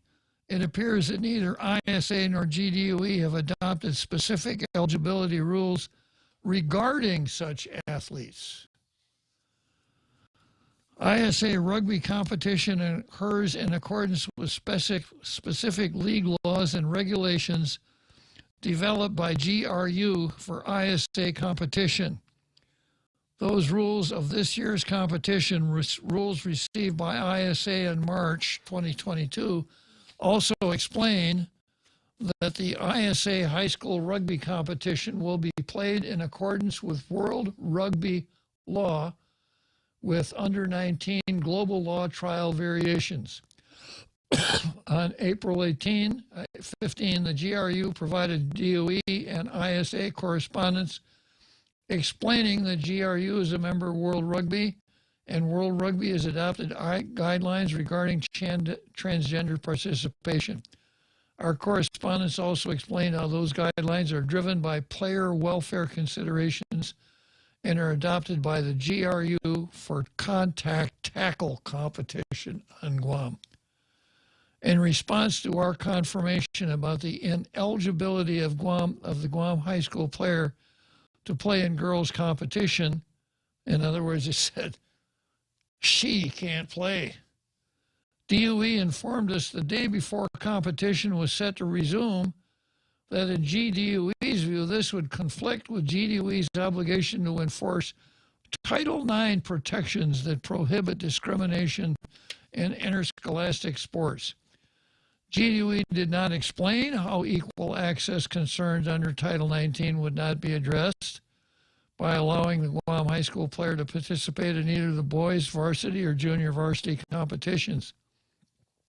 GDOE also did not examine how Title IX protections for cisgender girls in the competition would be assured if those girls were driven from competition that they no longer felt was safe, or how the GRU and World Rugby safety considerations, like the safety considerations that support a division of boys and girls rugby to begin with, were not somehow an appropriate distinction to make under the law. So here's what happened.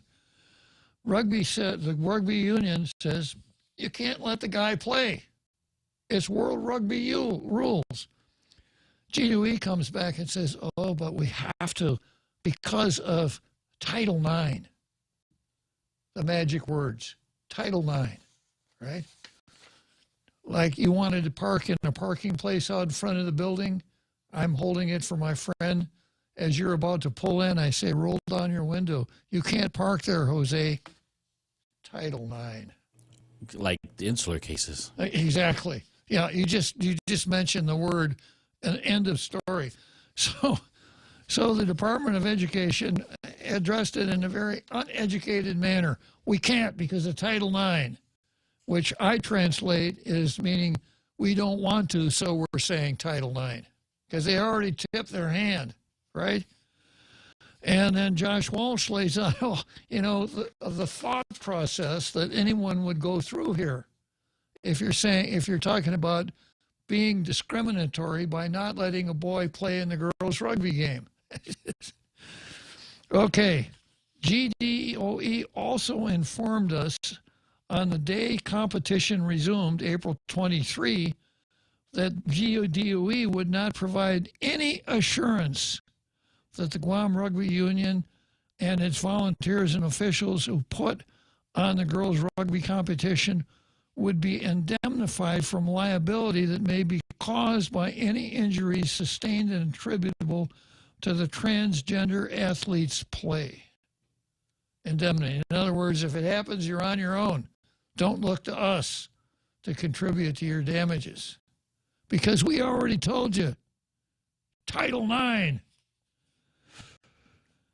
GDOE was calling for transgender girls to play in girls' full contact competition despite World Rugby guidelines, but would assume no liability for the potential unsafe results of such competition Because of that reality, GRU was compelled to postpone the team events involving Guam High School player until the matter could be reviewed further and the GRU's position could be explained fully.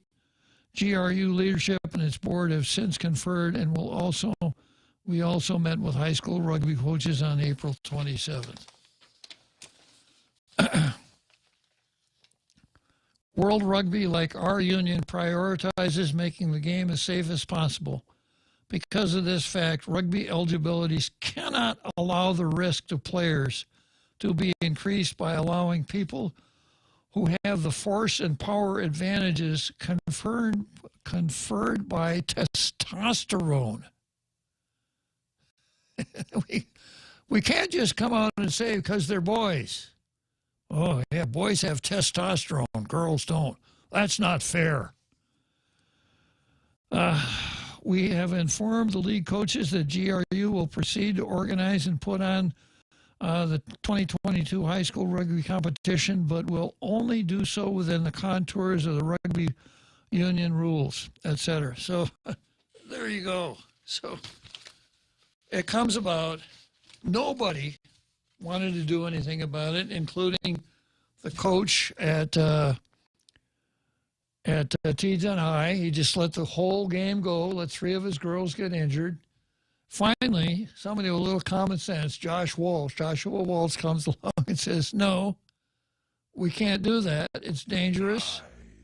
And, you know, we've explained why this Title IX thing is BS. And you guys feel so strongly about your position that, of course, you won't indemnify us for the risk that you would subject us to if we went along with you. So a really sad story. And I think you have to use the word adult in the telling of this story. It took the referee, the coaches, Patrick Lujan in his publication, the Department of Education, to finally get down to an adult, Joshua Walsh, who says, no, don't come around here with this Title IX stuff. The only adult in the room. He's kind of like the Carl Nelson of rugby. A good comparing, well, to me it's good because I'm going to say it from me. A good compare and contrast is Underwood's letter or op-ed about truth, right, and reporting. Yeah. This is what truth and reporting is about, not talking about politics and why people twist things because things are political. This is about truth. Exactly. And Patrick Lujan deserves a lot of credit because he's the one that struck the first match. Good going, Patrick. Even though you're the shippo, or maybe because you're the shippo. Okay, it's time to head for Wrigley Field. We're going to Kellis after that.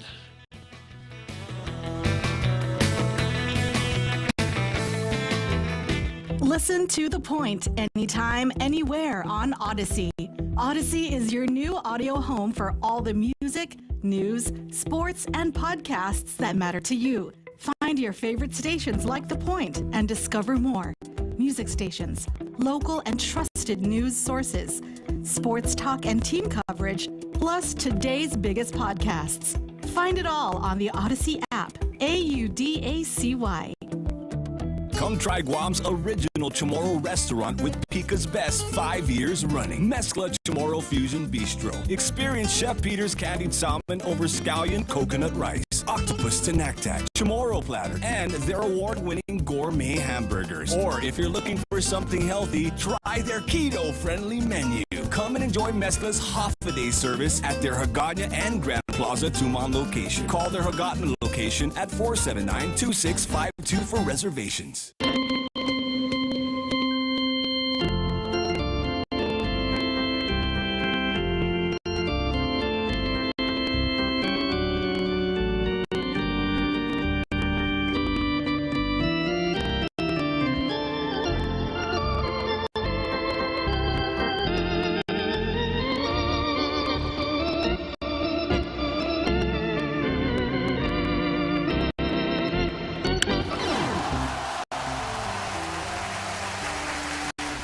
Wrigley Field in Chicago. I'm standing here looking out at the field.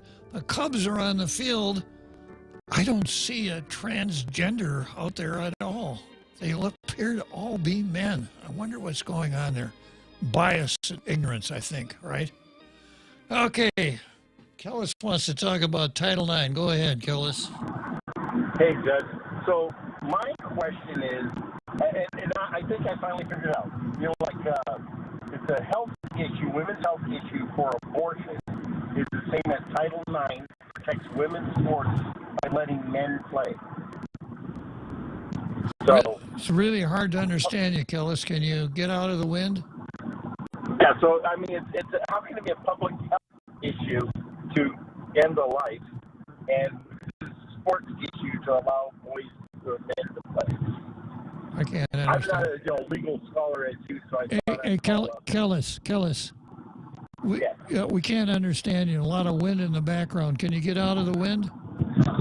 No, I'd have to because this is actually as quiet as it can be. But you got the gist of my question. I'll listen off air. How's that sound? All right. Thanks, Kellis.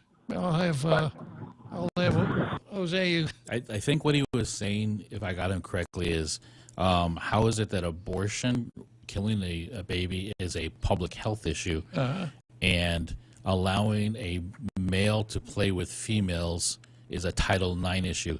In other words, Title IX was about protecting women, not about protecting men in women's sports, but protecting women and allowing women the same opportunities in sports. Right? Exactly. Yeah, it wasn't about somebody who pretended to be a woman taking this protection. So how does Mr. Fernandez cite Title IX to protect this male? Yeah, it's just the boogeyman approach to citing statutes. Well, we got to think about Title IX, and Title IX won't let us discriminate in sports. So I'm afraid of Title IX. And besides that, I like this transgender agenda anyhow. So, yeah. I say he should be protected by Postulate 54-25. I have no idea what it says, but it just sounded good. Sounds good, yeah. It sounds really good. Yeah, so much for rugby. So I think this story may be over as far as rugby is concerned, but I'm really anxious to see the game at the Board of Education. And if the members of the Board of Education are really serious about being board members, they need to trim the sails of their director, because he was way ultra virus on this issue. He had no business taking the position that he did, setting policy for the Department of Education, and as it turns out, putting people in a really awkward position and embarrassing them. So I would expect, some sharp words from board members to John Fernandez. If not, then wait till next time. We'll be doing it again. Okay, next item on the card is pro-aborts versus babies. And this is a story this is from KOAM again.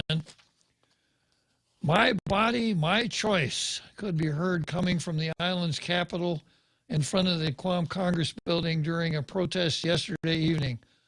Governor Lulian Guerrero, Guam People for Choice, Bureau of Women Affairs. Famalawan Rights and others came out to protest Senator Nelson's Bill 291. The Guam Heartbeat Act of 2022 is modeled after the Texas heartbeat law, which seeks to ban abortions when a heartbeat is detected during a sonogram or ultrasound. Governor Lulian Guerrero stated, "I don't support it at all. I don't support it at all. I don't think it would muster any constitutionality in the courts." Apparently, she doesn't pay attention to the courts. Well, first of all, how does one muster constitutionality? Yeah, and of course, right now, the United States Supreme Court has saw to it that the district court that found the Texas law unconstitutional dismissed. So right now, the Texas law, for all practical purposes, is the law in Texas. So no, she doesn't pay any attention to stuff like that. I would be very, just the rhetoric. Yeah, just the rhetoric. And they left out her most poignant quote from this story, which you can find online. Ray talked about it this morning. This is the one who, again, said this in front of children and minors, again, disregarding the youth, disregarding those who aren't like her. Exactly, yeah. If it's good enough for her, it's good enough for everybody. Leon Guerrero continued, it really penalizes women to the max.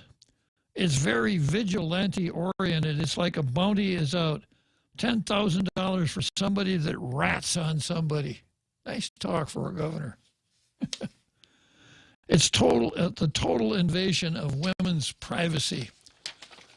Speaking out at the protest yesterday was co-founder and district deputy director of Famalawan Rights. So there's a district, a director, and a deputy director. This is Stephanie Lorenzo saying, this is something that is infringing on women's rights and infringing on our bodily autonomy and our self-determination.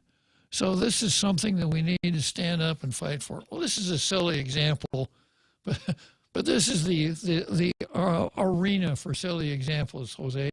Let's say that I had a tattoo here on my forearm, and later on, let's say it's a former girlfriend, and my wife's really on me, and I say, I got to get rid of that. So I go to a doctor and I say, I want you to slice my arm off about 2 inches below the elbow because I don't like this tattoo.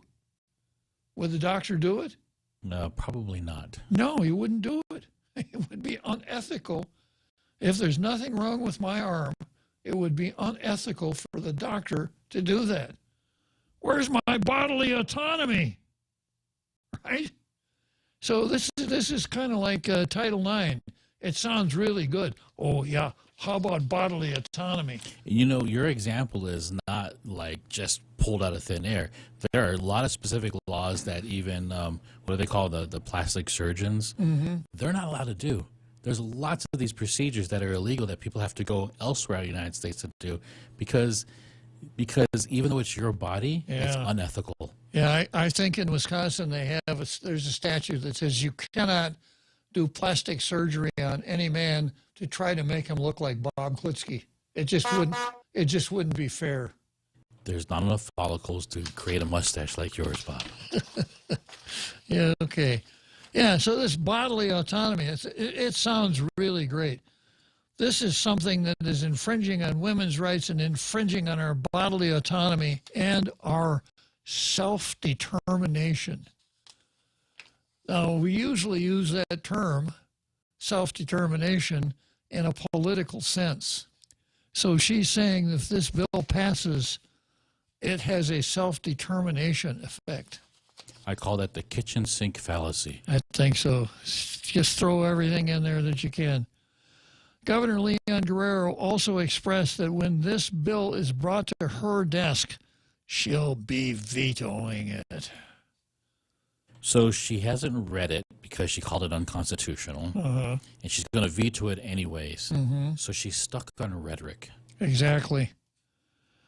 Guam News reached out to Senator Talina Nelson's office for comment and did not hear back as of news time. All right, so much for that. Got another article here. Next week, 4 hearings on Heartbeat Act. Register to testify in person. Residents can weigh in next week during 4 lengthy public hearings for the Heartbeat Act of 2022, legislation that would ban abortions after a fetal heartbeat is detected and allow private citizens to sue anyone thought to have aided or abetted an abortion for up to $10,000. Well, it doesn't actually ban abortions because we know that that would not pass muster with Roe and Planned Parenthood. But it does give rise to civil liability. If you are the doctor that does it, well, you know, the way things work, abortions maybe used to cost let's say $1,500. As soon as this bill passes, as soon as the veto is overridden, the price goes to $11,100 and $1,500, right? Yeah. We just include that as a cost of doing business. All it is negates the first bounty. Yeah. All right. The Act, Bill 291, has received support from the Republican Party, members of the Catholic Church, but also received, that's all. Nobody else is for it except the Church and the Republican Party. But it's also received vocal opposition from women's rights groups. The deadline to register to testify in person in all 4 hearings is Monday, May 2, or until all time slots are filled. There's no limit on written testimony. Hearings are scheduled at the following times: 1 to 5 on Wednesday, May 4th, 6 to 10 on Wednesday, May 4th, 1 to 5 on Friday, May 6th, 6 to 10 on Friday, May 6th. I've never seen a situation before where one had to have an appointment to testify before the legislature. Something new. To register to testify, contact the office of Speaker Therese Tatlahi. There's a phone number here, 472-3586, or at senatorterlahi@gmail.com. Written testimony can be submitted. Maybe we can get this up on Facebook every day, Jose. Written testimony can be submitted via email or hand-delivered to the Speaker's office. Introduced by Senator Nelson, the contentious Bill 291 would ban physicians from performing abortions for any woman without determining whether the fetus has a detectable heartbeat. If one is present, abortion would be unlawful. I'll correct myself. That's right. That's the way it is. Fetal heartbeat is usually detected around the 6th week of pregnancy. Guam has not had an operating abortion clinic since 2018, although an injunction was issued last year by Judge Gatewood allowing women to have chemically induced abortions with the virtual aid of a doctor. Similar to Texas law, that is subject to an ongoing lawsuit. Not anymore. Lawsuit's over. The Heartbeat Act would enforce the ban by allowing private citizens to sue anyone thought to have aided or abetted an abortion for up to $10,000. Guam People for Choice, a coalition opposed to the local legislation, has called the 6 weeks ban unconstitutional and said the private enforcement mechanism creates bounties on doctors and others. However, the U.S. Fifth Circuit this week sent a lawsuit seeking to strike down the Texas law back to the Texas District Court with instructions to dismiss all challenges to the private enforcement provisions of the statute. Sorry about that. Bill 291 is sponsored by Senators Tony Atta, Frank Blas, Chris Duenas, Amanda Shelton. It would need the support of 8 to pass and 11 as you were 10 to override. Okay, I got one more story I want to read before we go to Churchill Downs, but I've also got Kellis and another Joe on the line. So starting out with another Joe, then going to Kellis. Go for it, another Joe. Okay, Bob. The church is very supportive of pro-life movement, and it's based on the theology, no compromise. Abortion is murder. So how can we save the church and its properties that are being sold off? Is there a way we can get local millionaires to network? Think out of the box, find ways to raise money both on Guam and maybe nationwide, possibly worldwide, to pay off what's required to save church properties. It's possible, sure. So I just wanted to put that out in front of your very educated, informed, and intelligent tell nation. You sound like you know what you're talking about, another Joe. Thanks for your time, Bob. Appreciate it. Okay. And I'll leave you guys for 2 days. Okay, another Joe. So Kellis, I had a question about, again, it was difficult to hear, so I wanted to ask the question, what happens if a doctor decides not to do a sonogram? Are they allowed to? I don't know if there's any mandates about sonograms. I know there's reporting legislation. Well, as I understand the bill, the doctor has to assure himself that there is no heartbeat before he goes forward. So, if he just says, well, it's probably not there, and goes forward, he lets himself into that liability. Okay. That's how I understand it. Okay, let's head for Churchill Downs. Hey, Mom, remember how you were telling us about the new daycare programs to help the people of Guam? Yes, Kiko. The first child care programs begin April 5th. To help many more working families? Thousands more, which means that more moms and dads can support the families and local businesses. Like Tata Snack Shop? That's right, Kiko. More families working means more money for snacks? Yes, Kiko. Families can visit guamchildcare.com for information and to apply today. This ad is paid for with federal funds administered by the Department of Public Health and Social Services. We're already Pika's best radio station, but we're always looking for ways to be even better. Announcing the point on Alexa. In addition to our FM and HD radio feeds, our incredible app, informative website, Facebook Live, and YouTube Live, you can now tell Alexa to stream The Point. And your smart speaker will start playing whatever we're saying. News and views 24/7 with your 4-word command. Alexa, stream The Point.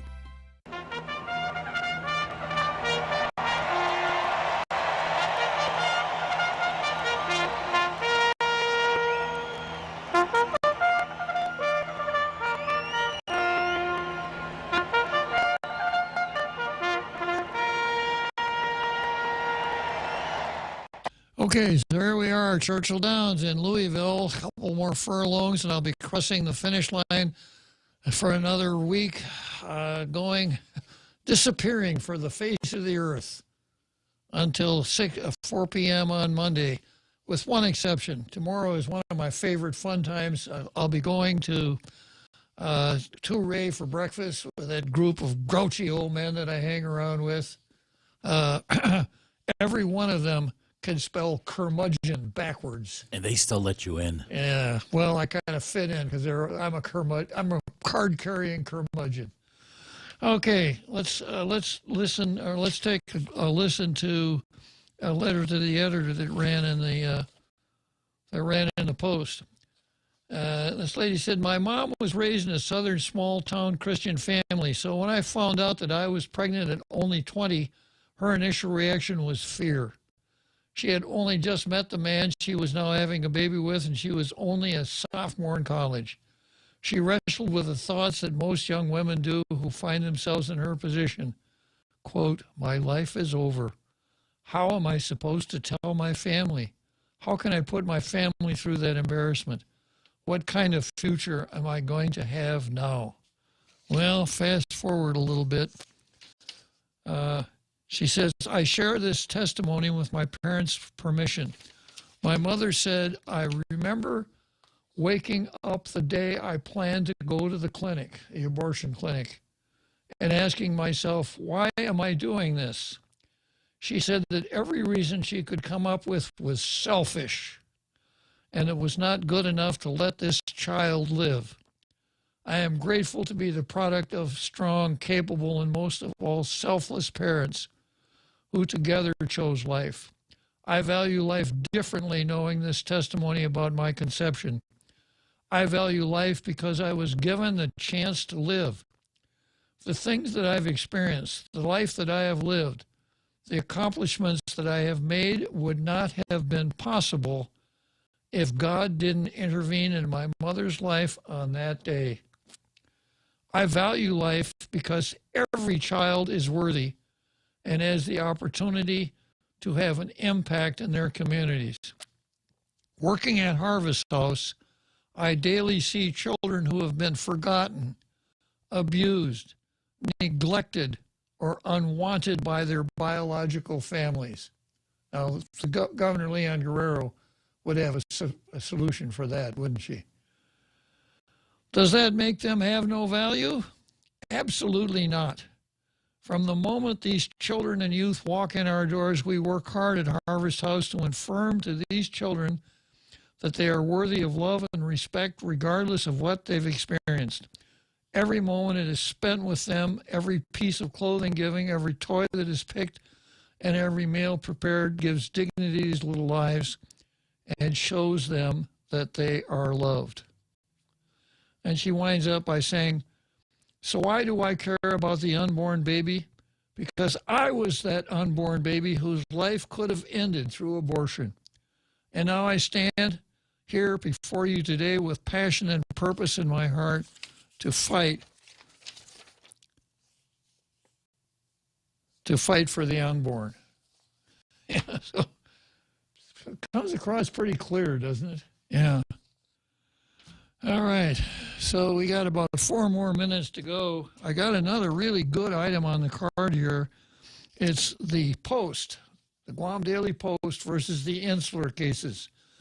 Neil Weir is at it again, and once again, it's Title IX all over again. All you have to do is say insular cases, and people, those horrible insular cases. But I'll be picking that up on Monday, and it'll be quite interesting, I'm sure. And don't forget, Monday is Red Shirt Monday, and it's also the day that we play Hope Cristobal's screen test. So if you haven't seen Hope Cristobal's screen test, make sure you tune in on Monday. Bring your friends. Have a bowl of popcorn handy. It's pretty entertaining. So what do I got? 2 minutes, Jose? 2 minutes. Okay, just let me cruise through Facebook here. I don't want to start the next item on the card because I know I can't finish it. So let's see. We've got... open up the thread here. Jesse Chargaloff, great article by Dr. Underwood. Sabrina Salas has been very critical of MSN's silence. Jose Martinez, sour grapes. Jesse Chargaloff, has she not been critical of him? Jose Martinez, Jesse Chargaloff, of course, as a journalist. She's now his running mate. Think about it. It should not be a surprise, but it offers an opportunity for Underwood to write about MSN again. Jose Chargaloff. Jose Martinez, that's the point. Though she was critical of his silence, now she defends it, trading truth-seeking for pandering. I expect this is the same path the judge chooses to take, which is why he simply glossed over the truth of the article in exchange for a few snide remarks about Dr. Underwood and moved on. Jose Martinez, Jesse Chargaloff, Bree, politics. Klitzkie glossed over truth. It was a hit piece, nothing new from Underwood. And when the matters of San Nicolas have come up on their own body, he's got the same treatment as everybody else. But I'm not going to fall into Underwood's trap here to use his column to get other people to join in with his own sour grapes. So to me, the story was Robert Underwood beats up on Michael San Nicolas again. What else is new? Okay, it's that time again. It's time for me to say goodbye. See you Monday, and let's go, Brandon.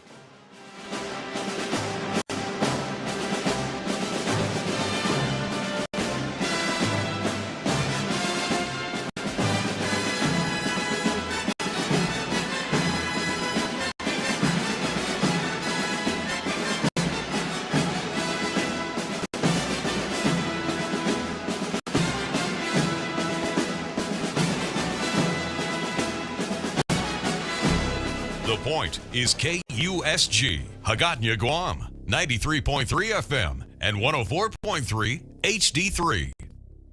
HD3.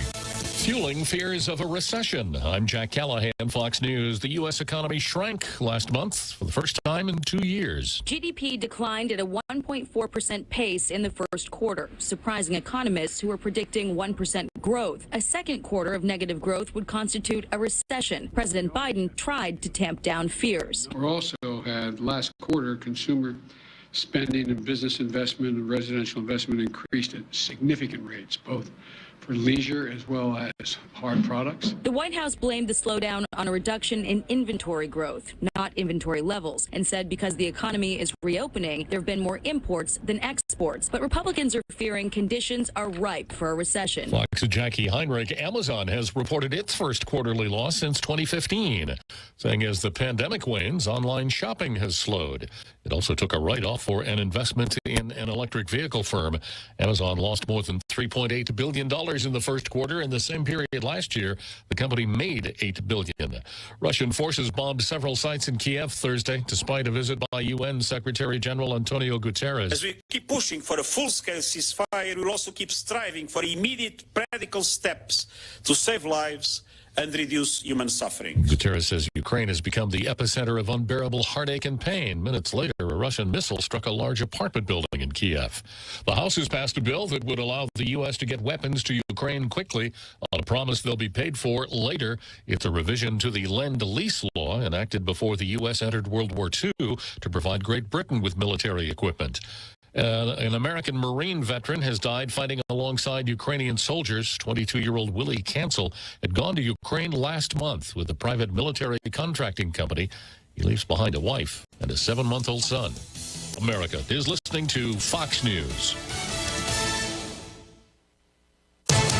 From the Fox News Podcasts Network, the Fox News Rundown, a contrast of perspectives you won't hear anywhere else. Your daily dose of news twice